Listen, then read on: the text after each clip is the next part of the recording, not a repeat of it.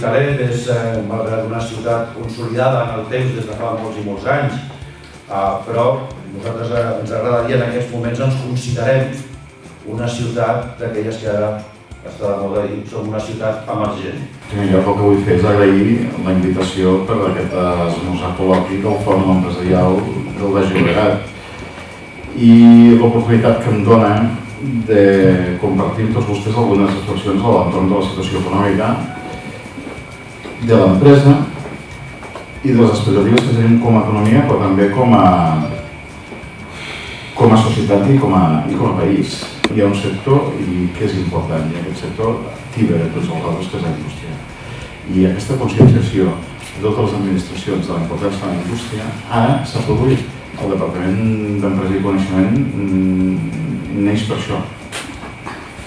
Neix per intentar ser un pont entre l'activitat productiva i el coneixement, és a dir, la Universitat de Barcelona.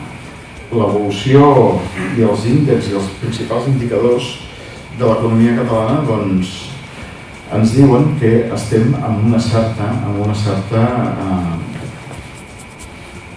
recuperació. I el que hem de fer és intentar consolidar aquesta recuperació. Per resumir, 3 Is que ve de la indústria, la internacionalització, la innovació,